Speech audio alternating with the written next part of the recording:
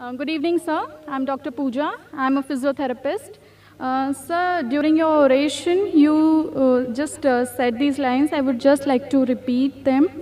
You said, every person who is an extremist Muslim, the problems of the humanity will be solved. I would just like to make a correction. I'm too young to correct you, sorry for that. But from the core of my heart, I believe this sentence would have been more authentic if we put it this way. Every person who is an extremist, the problems of the humanity will be solved. Maysoever he is a Muslim, a Hindu, a Christian, whosoever. Dr. Pooja has asked a very good question. And sister, if I'm wrong, I'm ready to accept the mistake. The question and answer is meant for that. If I say by mistake 2 plus 2 is equal to 5, you have a right to correct me, it's not 5, it's 4. I'm a human being. I'm not a human computer, I'm a human being, I can make mistake. That's the reason we have open question and answer session. But, coming to your comment, I said that if everyone would have an extremist Muslim, the problem would have solved. And you corrected me by saying that if we would have said that every human being would have been an extremist, the problem would have solved. Extremist in which way?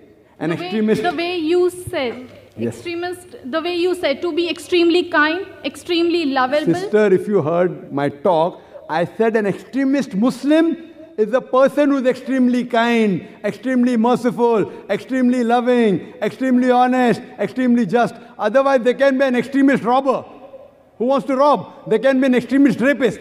So if I just say extremist, the problem will be solved, the rapist will be happy with me. They say I'm an extremist rapist, you know. So sister, if you translate the full into English, you'll understand more correctly. What I meant was that if every human being becomes an extremist Muslim means, if every human being becomes an extremist, peaceful person, submitting his will to God, then the problems of humanity will be solved. Now, because I used the Arabic word, it does not go down the throats of many people. I'm not talking about you, sister. No. I'm talking about the media. When I say Islam, Muslim, it doesn't go down the throat. So I would like to rephrase the question for the benefit of the non-Muslims. If every human being becomes an extremely peaceful person, submitting his will to Almighty God, the problems of humanity will be solved. Maysoever he is Muslim, Hindu or Christian. Now, if you add maysoever is Hindu, Muslim, Christian, rapist, robber, then the formula doesn't work, sister. Because if you say maysoever he be a Muslim, if he submits his will to Almighty God, he has to be a Muslim. And if a Hindu submits to God, he is not very acceptable good. by God. No. Not like that. Yes, sister, wait, you ask a second question, I give a second answer. No, sir. You are perfectly right. What's the definition of the word Hindu, sister? Hindu is a geographical definition, meaning those people living in the land of India. In that definition, I'm a Hindu, sister. I'm a Hindu Muslim by geographical definition. But this word Hindu was first used by the Arabs when they came to India.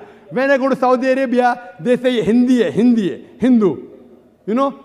So this Hindu actually is a geographical definition. But today, it is used as a misnomer to describe as a religion. According to Swami Vivekananda, he says that the followers should actually be called as Vedantist because they follow the Vedas. So Hindu is a misnomer. You ask any scholar. So if you say, can a Hindu be a Muslim? Geographical definition, I am a Hindu, I am living in India, I submit my will to God, I am a peaceful person. But everyone, but sister, even the Americans can be good. Even the English can be good. If I say everyone in the world should live in India, as it is there is population, as it is there are more than 1 billion people. I would like to reframe my question, sister, sir. please let me complete the answer. You asked a question, I'm giving the answer. You asked a question, I'm giving the answer. We'll give you a second chance, no problem, sister. Surely. But at least let me clarify. Therefore, the words that you use, you should understand the meaning of the word. If every human being should live in India, then the Indian government will have a problem. As it is, they say, hum do hamare do ek ke baad abhi nahi, do ke baad kabhi nahi. They're talking about family planning. We too and our too. Hum do hamare do ek ke baad abhi nahi, do ke baad kabhi nahi. Means after one, let there be a gap. After two, you should not at all produce. Family planning, you can hear my answer in Quran Modern Science.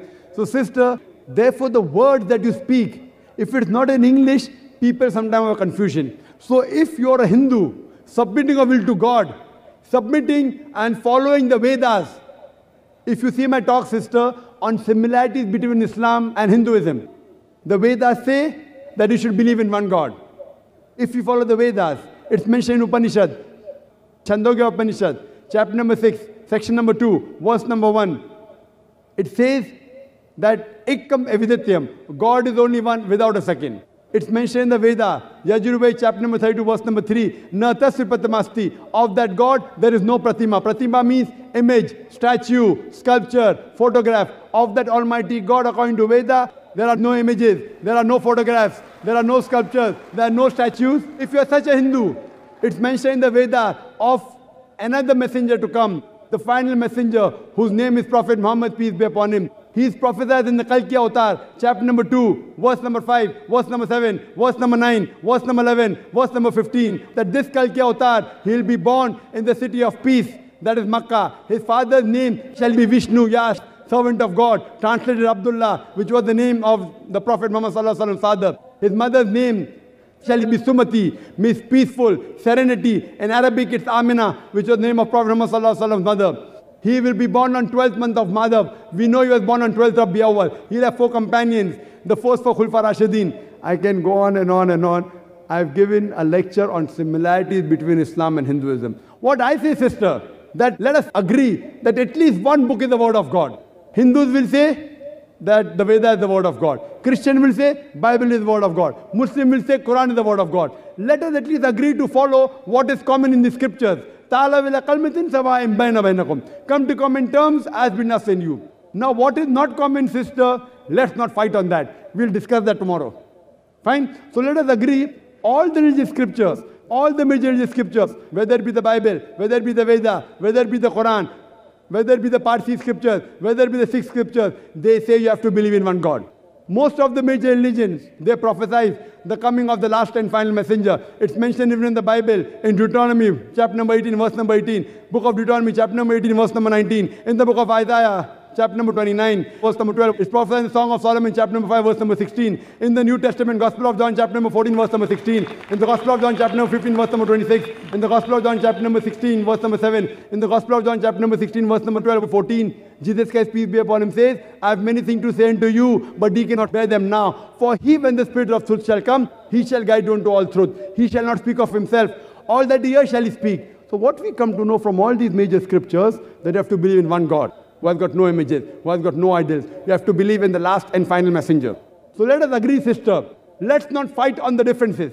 Let's agree to follow what is common in the Hindu scriptures, in the Parsi scriptures, in the Christian scriptures. You're talking Hindu, Muslim. I'm talking about Parsiism. I'm talking about Islam. Let us agree to follow what's common. And inshallah, all the human beings who believe in God, they'll have to agree there's one God who has got no images, who has got no statues, and have to believe that one last and final messenger has to come, whose name is Prophet Muhammad, peace be upon him. Then we will have every human being should be an extremely peaceful person, submitting his will to Almighty God.